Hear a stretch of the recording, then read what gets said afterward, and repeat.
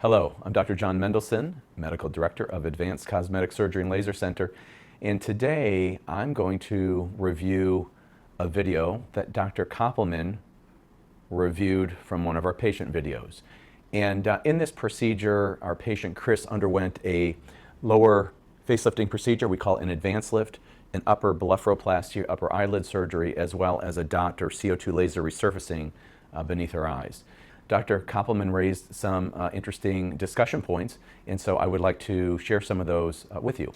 In addition, I don't see any drains clearly from her photograph. I always put drains in. I usually use two drains, one on the upper face and one on the neck. The purpose of a drain is to remove any fluid or blood that might accumulate underneath the skin, and it makes sense.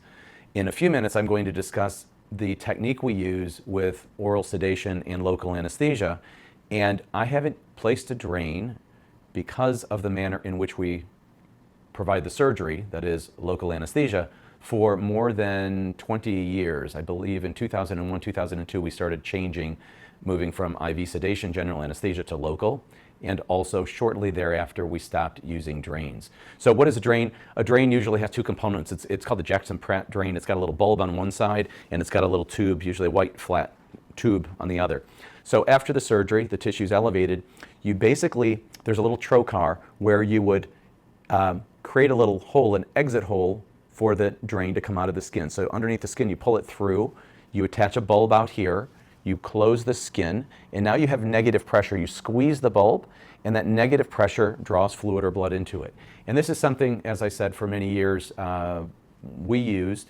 For the past 20-something years we haven't used, and I don't think that they're necessary. So you'll see patients who have bulbs attached to their dressing. It looks kind of funny. That's not the reason. It's just unnecessary. The blood loss that we have during the procedure is so minimal, and we make sure that hemostasis, or that is no bleeding, is occurring at the end of the procedure. So our risk of developing a seroma, a collection of fluid, and or hematoma, a collection of blood, is very low, and so drains are not necessary.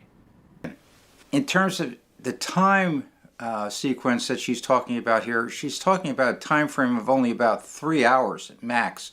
That seems far below what a typical facelift eyelid procedure time length would normally occur. It usually takes at least 5 to 6 hours.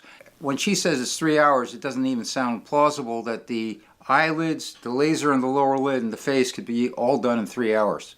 From start to finish, it was about 11:30 to 2:45. But I did have multiple procedures, so it did take a little bit longer. I really had zero pain. The next point that was discussed was the typical duration, or how long does the event, the surgery, take. So I'm going to break this down a little bit, but if we're talking about a lower facelifting procedure, it generally takes about 90 minutes in women. The blepharoplasty probably takes under 30, and the dot laser doesn't take very long. So when we combine these surgeries and these procedures, it takes about 2 hours. But let me walk through this. Typically, you would arrive here around 7:30 in the morning, and we would talk for a little bit. We chit-chat, review the plan, give you a little oral sedation, a little Valium by mouth, and the anxiety would begin to dissipate, the excitement and the anxiety. Once we go back, we typically would walk back around 8:30, get things marked and measured and localized. And there's a video showing both the localization techniques that we use, as well as Chris's full surgery, if you wanted to see the surgery, to give you a sense of how we're moving along during the process. 8:30 we go back, around 9 o'clock we make the incision, we'll start the surgery, and generally with the upper blepharoplasty, the eyelid surgery, the dot laser, and the lower facelifting procedure, the advanced lift, this would take about 2 hours. So generally about 11 o'clock we would be through with surgery, and we'd recover you for a half an hour or so before you're discharged home. So the whole event might be 3.5 to 4 hours, but the actual surgical time is about 2 hours. As I mentioned, a lot of this has to do with the actual technique we use.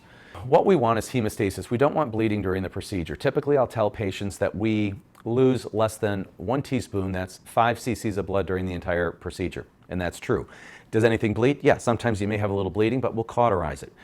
Because we're using local anesthesia, so the lidocaine numbs the tissue, The epinephrine, which is part of the lidocaine solution, is responsible for what we call vasoconstriction. And vasoconstriction, very simply, I don't know if you can see my hand, but it will constrict the blood flow so the tissue will actually blanch. Well, because we're doing this under local, we better make sure that we're localizing well, and therefore everything is vasoconstricted well. I have another video on this. You can see below. There's a link to showing you kind of the technique we use. And what we do is we start with a little tiny injection. We use a 30 gauge needle and a TB syringe, much like we would use if we were numbing up a little skin tag or a mole. After the initial injection, you don't feel anything.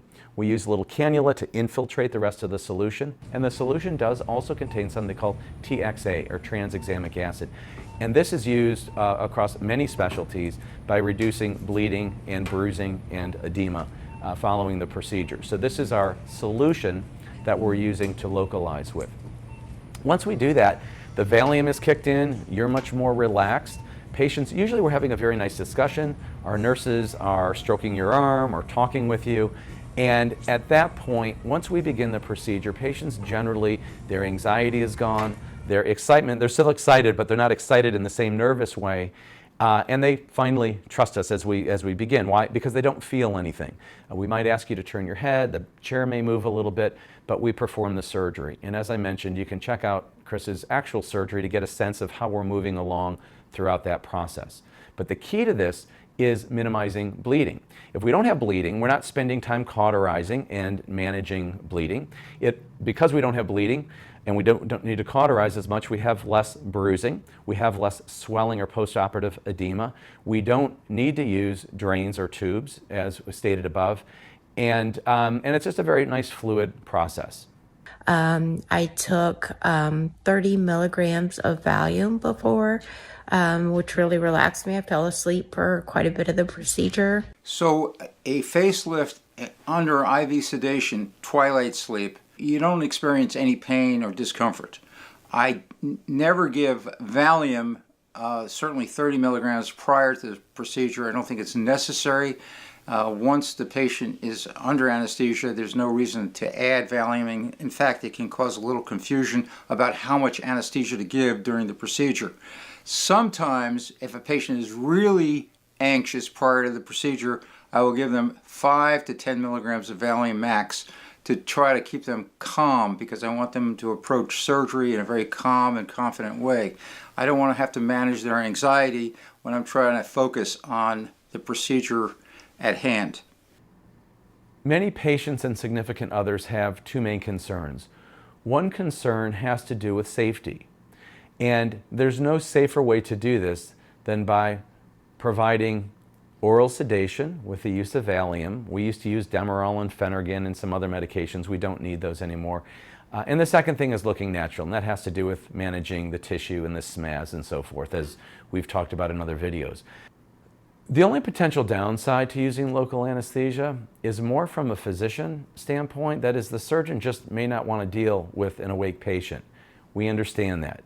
But we really take pride in educating our patients, working through the understanding of what's going to happen. And for the past 20-something years, our patients do exceptionally well. It is not uncommon, as we're placing the dressing at the end of the procedure, for patients to tell us what a great experience they had. Obviously, results, we want results.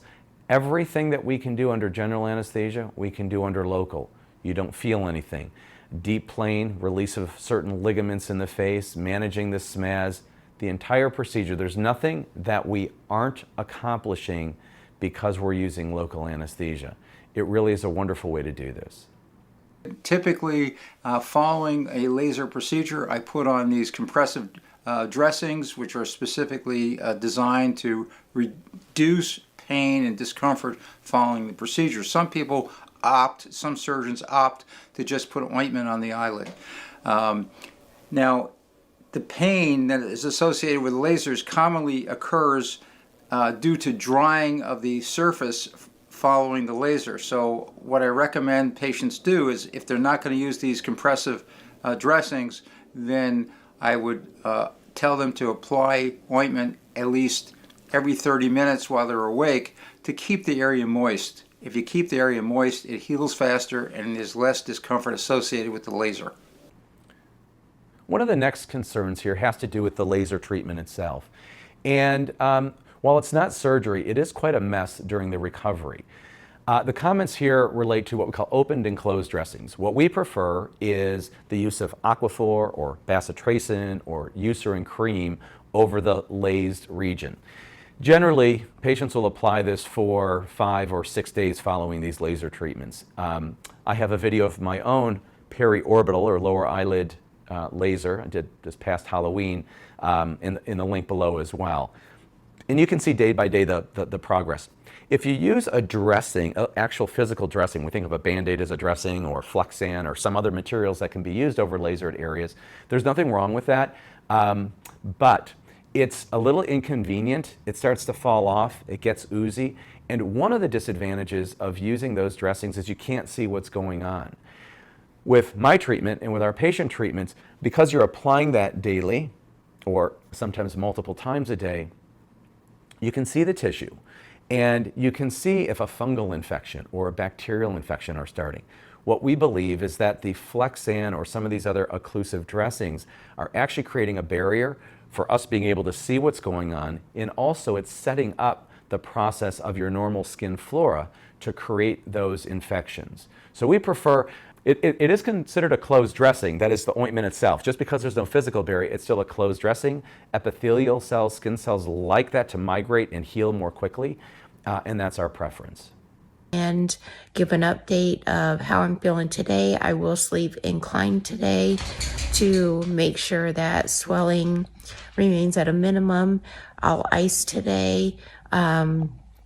And then, I will make sure I stay plenty hydrated and take the antibiotics. So my feeling about keeping your head inclined is elevated actually is not the way I treat the patient post-operatively following a facelift.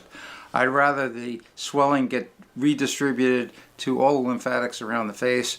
Therefore, I don't believe sitting up does anything more than allow the swelling to descend into the neck. One of the next comments here has to do with post-surgery position in terms of sleeping. We do have in our instructions that we like patients head of bed elevated. They don't need to be sitting vertical. If patients are stomach sleepers, that's a different situation. It's very difficult for patients who typically sleep on their stomach to find another position to sleep in and actually get sleep, and sleep obviously is very important in terms of this healing process. So for those individuals, they may find themselves in a recliner on the sofa just because it's hard for them. Many patients have these beds now, these Tempur-Pedic beds that are elevated, and that's helpful. But for most people, I think if you put 2 pillows next to you, perhaps pillows under your legs if you're laying flat on your back, that will kind of keep you in check to maintain more or less on your back. If you fall off your pillows, I also don't make a big deal about that. Swelling is swelling. I also encourage patients to get up and walk, that is, get on an elliptical, stationary bike, go for a walk outside. It can even do some other light activities. We don't want patients doing Pilates and yoga or a lot of things where their face are head down with a lot of pressure. Obviously use some common sense. But I agree here that sitting straight up, even though our directions say sleep with your head elevated, isn't as imperative as some of the other things that we give you to do. Chris makes a comment about upper blepharoplasty being almost a forgotten procedure. That is, she's such a mess from the laser, her cheeks are swollen and tight from the face. I am getting ready to have my upper blepharoplasty in about a month or so. I've been talking about it for 20 years. But it truly is one of the best procedures we could recommend to most people who are looking for a little bit of rejuvenation. When we communicate, we look at each other's eyes. That's how we identify emotions. Are you angry, sad, tired? And often this extra skin, the hooding that we begin to see, makes us look a little bit more tired perhaps than we really are. When performed in isolation, that is just an upper blepharoplasty, we're talking about a 30-minute procedure with fantastic results. They probably last 20 years. So it is one of the best things that anyone can have done, in my opinion. It's also a very straightforward recovery. Yes, there's a suture in place for about a week. There is some edema, some swelling, but generally speaking, most patients after about a week, even almost right away, are like, okay, even if it stays like this, I'm good, like I'm happy. But I tell patients every day, every week, every month, things just continue to improve, they get better, And even 6 months down the road, they're still improving. So this is a fun procedure and one that yields great results. The upper bluff, if you can see, it's a little bit hard to close your eyes. So I do have some ointment in my eyes, which makes things blurry, makes me feel a little bit tired, and I'm sure the Valium makes me feel a little bit tired as well. So it's common to have both the eyelid surgery and the face surgery done at the same time. She does have a little, probably temporary weakness of the right muscles around her eye that allow her eye to close. That's all going to go away in a few days, or hopefully within a week it's all gone. Close her eyes completely. It appears that the inability to close her eye had to do with the local anesthetic that they injected at the time of the procedure. As it wore off, the nerve function around the eyelids came back, and therefore she's now able to close her eye. So it wasn't anything but a temporary problem, as I predicted. One of the things that Dr. Koppelman astutely points out is Chris's eyelid closure following eyelid surgery or blepharoplasty. And from the surgery itself, from the edema, from the local anesthesia, it's not uncommon for a couple of millimeters of what we call lag ophthalmos. That is, the eyelid is open a little bit temporarily. We'll give our patients eye drops and also something called Lacrolube just to keep the cornea dry. Like the first night of surgery, we might have patients use that if their eyes aren't closed completely. Why?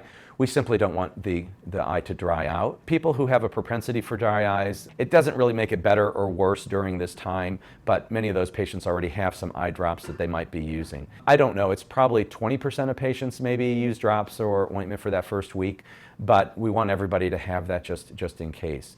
If you're measuring the eyelid tissue properly, that is the extra eyelid skin we see here, and not trying to help somebody out by removing or marking the infrabrow area. We don't want to do that. If we do that, we're going to drop the eyebrow down potentially and leave you with the inability to close your eyes. That wouldn't be good. But what we see is this normal millimeter to 2 millimeters of lag ophthalmos. We see it, 30% of the time, and it typically resolves as it did in Chris very quickly. So just wanted to give you an update today. I'm not feeling bad. I'm just feeling a little bit tired. And I will update you tomorrow. By the way, following these procedures, it isn't uncommon for people to feel a little depressed immediately following the surgery. You feel like you've gone through a major operation, and now you feel a little bit like, what have I done? But in the ensuing days, as things dissipate, the swelling goes away, your face doesn't look distorted, you're no longer numb, there's no associated pain, all that depression will dissipate and go away. But it's not uncommon for people to feel tired and a little depressed following surgery. So one of the things that I'd like to discuss that was brought up in this video was the feeling, the emotional feeling post-treatment, post-surgery. We typically will see about the third or fourth day, patients are excited coming in, they're anxious, they're excited the first day, and sometimes third or fourth day, emotionally things just sag a little bit. It's not really depression, but I don't know. It could be because the epinephrine, maybe their heart was beating more during the procedure. It could be a letdown. It's looking at their face. There are so many reasons, I don't know. We see it in all surgery. We just pay more attention to it with facial cosmetic surgery. I think we're just more in tune with our patients. So we inform patients ahead of time and significant others.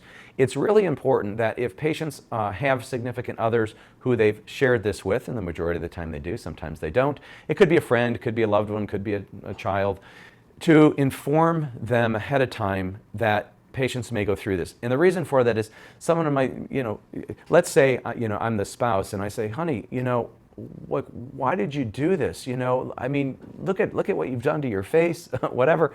Well, all of a sudden, patient now isn't feeling great. They're worried themselves, and now it starts a cascade of sort of negativity. On the other hand, if the support system recognizes that this is a normal phenomena, then they can be supportive. Of course, we can be supportive as well. But generally, you wake up in the morning not feeling great. By the end of the day, you're okay again, and that's typically it. But this is an important thing to recognize, and I'm glad that Chris mentioned it in her video. I'd like to comment at this point about her eyelid and eyebrow position, because we can see clearly that she has incisions that were actually extended beyond the eyelid itself. So the incision had to go beyond the outline of the eyelid itself and extend over here into the temple, because she actually has some ptosis of the brow. So the brow, her brows are actually pretty low, okay? And maybe she and the surgeon decided not to do a brow lift. The next point has to do with the upper blepharoplasty or upper eyelid incision design. And there are some videos, I've left them in the link below, some live surgery where you can see where we're marking it. So let me explain this a little bit. So we have a crease in our eyelid, and it starts towards the medial canthus and goes towards the lateral canthus. That's where our eyelids, our upper lower eyelids come together here and laterally. And generally that crease is about 8 to 10 millimeters from our eyelash margin-ish. Let's say one is at 10 and the other is at 9. We'll mark them both at 9.5 to even things up. Then we're measuring that extra skin, the redundant tissue, okay? And we want to measure that very carefully. That will vary from the right to the left side because there's a differing amount of tissue that's there already. And the brow position also plays a role in this as well. So we want to be very careful about those markings. Now, if we follow the crease along and the incision just is blunted and stops, what you'll see is that the temporal area will look like it's got more hooding following the procedure. We see this a lot with oculoplastic surgeons who do more functional surgery, that is simply for patients to be able to see better. I don't mean there's anything wrong with seeing better, but insurance is covering it. All they're doing is removing enough skin so that the patients can see better. We see many of those patients coming back, however, to us because they say, why didn't they do more? Why didn't they clean it up a little bit more? Well, that's just not the procedure they're doing. They could, but they don't. So what we do is when we smile, there are crow's feet that we have. And so we will carry a little bit of a marking, particularly in women, into this temporal area so that we're opening up more of the temporal area, right, to the rest of the face. And those incisions might vary from the right to the left side. Why? Because it really is determined by the amount of tissue and where that crow's feet are. So you can see in what I'm showing here from a prior patient undergoing a blepharoplasty where the actual markings are. In addition, however, where the incision ends, the suture, when we close it, the suture enters, goes back and forth underneath the skin, and then it exits here. But where it exits further away. So as you see that suture in Chris, that's not where the incision ends. The incision ends way up here, okay? But we tie the knot out further. So these incisions heal beautifully, and it's very unusual. Occasionally you might develop a little what we call a milia, an epidermal inclusion cyst. We think this happens because where the suture enters and where it exits, sometimes a skin cell can get trapped. And generally those resolve themselves in 98% of cases if they occur. If they do occur, sometimes we need to unroof them. We take a little needle, but they're very minor consequences. The central triangle of the face typically heals very, very well, and there really isn't anything for us to do post-operatively. Here into the temple, because she actually has some ptosis of the brow. So the brow, her brows are actually pretty low, okay? And maybe she and the surgeon decided not to do a brow lift. Doing a brow lift on this particular patient is a little trickier because she has a very high forehead. If we look at an outline of an ideal face, we can see that if it's more than 6 centimeters above the eyebrow, if you do a brow lift, like an endoscopic brow lift, you can recess the hairline a little bit. The next topic is a good topic. It's a topic about facial analysis. So real briefly, when we look at the face, we look at the face from the vertical thirds. From the hairline to the brow to the base of the nose to the chin, roughly being 1/3 of our face. It's not exact. In the upper third of our face, when we talk about facial rejuvenation, we talk about blepharoplasty, which we're talking about here. And sometimes we're talking about brow lifting procedures. So let me first begin with our philosophical approach. That is the approach that I take. Most of us have some brow ptosis or drooping.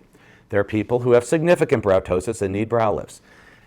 Many of our patients coming in are seeking rejuvenation around their eyes, and we discuss the fact that they have blepharochalasis or dermatochalasis, and that's where there's extra skin and hooding in our upper eyelid. They're candidates for upper blepharoplasty. As well, they may also have brow ptosis or drooping. And all brow ptosis or drooping means is that there's drooping. Well, if my brows are down here, okay, all of a sudden my eyelids look worse. If I raise my brows, okay, my eye starts to look better. If I start to really raise it, next thing you know, I look a little too feminine, but my eye looks great. But we don't want to have to compensate the brow to put the brow too high. In men, we like the brow to be at the orbital rim. Kenny Rogers is a good example of his brow being too high, completely changed. He looked more feminine. He didn't look like Kenny Rogers. That's not what most people are seeking. However, brow lifting procedures aren't uncommon, and in a moment I'm going to go through the techniques involved with brow lifts.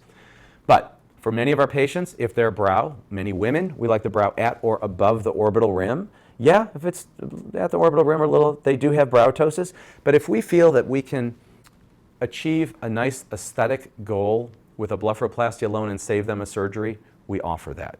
Let's talk a little bit about brow procedures. So the traditional procedure is what we call a coronal. A coronal incision starts from one ear, goes over our head and our hairline back to the other. It's actually a pretty nice procedure, but yeah, it's a little bit involved, as you can imagine, and it can involve moving the hairline up a little bit. Sometimes we don't want to do that in a patient who already has a high hairline. In those patients, we might perform what we call a trichophytic incision, or hair-bearing incision. And along this area, our hairline is irregular. So we're going to make an irregular incision right across the hairline. We bevel that incision so that the hair follicles can grow in front of it after we're through. But then it moves back into the hairline. It's very similar to the coronal. It goes down to both ears. The benefit there is that we can actually advance the hairline down if we want to, okay? Or at least we can maintain the position of the hairline so we're not advancing it upward. There are other procedures that we commonly employ with our facelifting procedures. Sometimes we'll simply carry a temporal incision in this area, and it's really a slightly extended incision, and it helps just that temporal area where we can see some bunching or some lateral downward movement here of the brow. And so you might hear of these procedures called endoscopic. Frankly, you don't really need an endoscope to do this. You come down and really the tail of the brow we can elevate so that we can open this up. In 80% of our patients, I think that suffices very well. And in many of our patients, we're performing that at the same time that we are performing the lower facelifting procedure, again, what we call an advanced facelift. So those are some interesting points, some good points about brow lifts. With Chris, she wasn't interested in a brow lift like most patients, and so we did not proceed with a brow lifting procedure. So I just wanted to give an update in some natural sunlight. If I didn't have the under eye dot procedure, I really don't think, anything would look too bad, just a little bit swollen. So again, it's that under eye dot procedure that I think is kind of the most, noticeable as far as visually. I think she brings up a good point. Lasering the skin can take the longest period of time to heal. In this next point here, Chris talks about the laser, and again, I'd refer you to my video down in the link if you want to see day by day. There are certainly some other videos as well, but you can check out the same region that I had treated. Following the procedure, so I wanted to get on and give an update. As you can see, I am significantly swollen. So the swelling in her case, it appears to be that he did fat grafting to her face.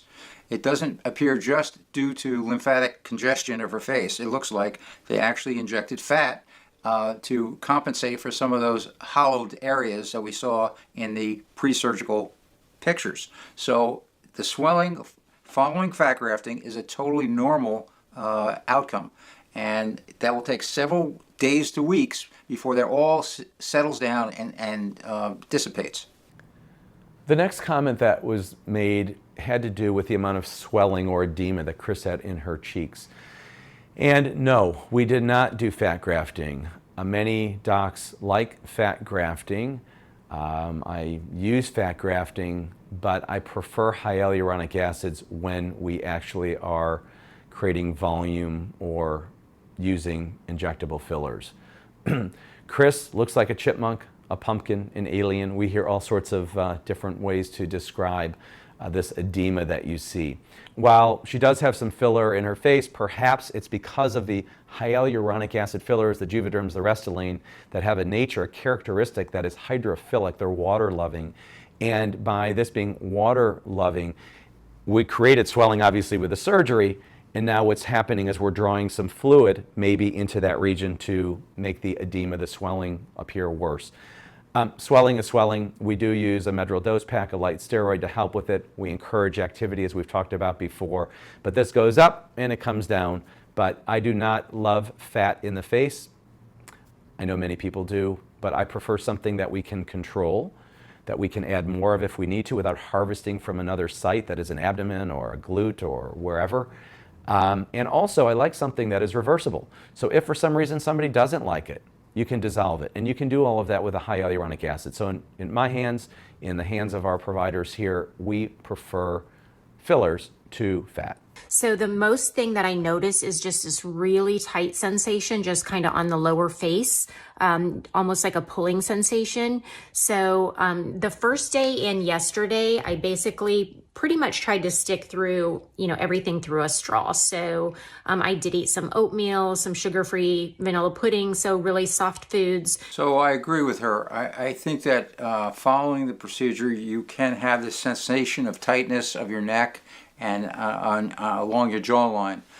With regards to post-operative chewing and eating and opening your jaw, we ask patients, beginning at the consultation and talking to them at pre-op and talking to them in the morning of surgery and after surgery and day one and so forth, and even a week later, not to try to forcibly stretch their jaw.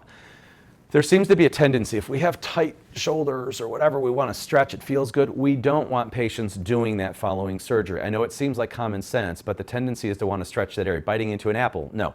Biting into a burger or tofu burger, we tell patients it might be 2 weeks, 2.5 weeks before their jaw is naturally moving. It's very tight initially, even difficult to brush your teeth. Within a day or two, that starts easing, great. You can chew, you can eat. We just don't want you forcibly stretching that jaw. Why? Those sutures that we placed in the SMAS, we want things to heal that way. So I also want to point out about the incision around the ear. If you're doing a deep plane facelift and then trail below the hair tuft here and up over the helix of the ear and down and behind this little structure called the tragus and come out horizontally and vertically down and behind the ear and back along the hairline and into the hair itself. And over time, the incision is hardly able to be noticed by anybody. So the incision is post-tragal, that's on the bump here or on the inside. It's hidden, comes right around the lobule in the sulcus or the crease behind the ear, and it stops right here. It does not carry down the hairline, so you can wear your hair back. There's no scar there. At the root of the ear, the top part of the ear comes out of the post-tragal area into the crease, into the temporal tuft here. So those are our markings. So they're all very well hidden. Appears that she has a slight weakness of the right upper lip. I am not sure whether that is related to the asymmetric swelling on the right side of her face compared to the left, or if there's actually a slight nerve injury that may have occurred during the procedure. But she has a weakness, which you can clearly see when she talks, on the right upper lip. And now just the healing process there. So again, as I've said in the last few videos, just make sure you keep in mind that a lot of the... This next concern is an excellent pickup by Dr. Koppelman. If you look at Chris's right upper lip, it does look like it's a little bit lower than the left part of her lip. Now let me start off by saying that in over 25,000 patients, I've never had a permanent nerve injury. I'm thinking, oh boy, she's got a weakness of one of her nerves, perhaps from a bruise or some swelling or something going on. Well, as it turned out, I asked her about it, and nope, it was from filler she had in her lip. So I'll see here if I can place a photo or a video of her lip after we dissolve that. This is one of the reasons why I like using injectable fillers like high hyaluronic acid fillers specifically to fat, is that we can control it, we can reverse it. And she had, prior to the surgery, not long before, I think within a week or two, she had some filler in her upper lip, and I was not aware of that actually. So I was seeing the same thing Dr. Koppelman was. We simply injected a little hyaluronidase, a little Ydase to reverse it, and her lip looked great. Lighting, and in this angle it looks pretty normal, but when I look in the mirror it still looks distorted and some asymmetry. She's talking about the degree of swelling and numbness. It's too early to be concerned about that. Everybody is going to be numb and swollen, and it may take several weeks, days to weeks, before all that swelling goes away, maybe even months. So it's way too early to analyze or get worried about swelling. I think that of course, she's trying to give you the daily journey that she's going through, but at the same time, it's nothing to be worried about. Following these procedures, generally by the end of the week, patients are starting to look pretty good. Are they back to normal? No. many women who have enough hair can wear hair to cover the area around the ear, the cheek area where they have more edema, more swelling. But this comes down also to having confidence in yourself. Pre-COVID, we would tell patients perhaps have a surgery on Thursday, take the following week off, and you get back to work on Monday, so that 9 or 10 days later. That seemed to work pretty well. Chris went back to work. Her coworkers were telling her she looked great. She does, you can see in the video. We were telling her she looked great, but she didn't really own it. Her jaw's still tight. She has these lumpy, bumpy things going on, looked a little bit pulled, a little distorted. So after talking with Chris later, it was probably 4 or 5 or 6 weeks before she really owned it. And then she says, fantastic. Now I'm like, I look good. You know, like, I was like this is a process. And as Dr. Koppelman says, and as we tell patients, you're getting back to your activity, but it does take some time, months, before the numbness resolves, maybe 4 to 6 months. It's not that big a deal, but it just regresses from our cheek back towards our ear. And so when we see patients back 4 to 6 months later, we'll ask them, do you have numbness? And they'll be like, yeah, I can feel it somewhere. It's not really disrupting their lives, but it does take some time to return to normal. This has been fun to review a video one of our patients put out there that was reviewed by another surgeon and walk through some of the differences between techniques used by other surgeons and how we prefer to do things. There's no absolutely one best way, but local anesthesia we're big fans of.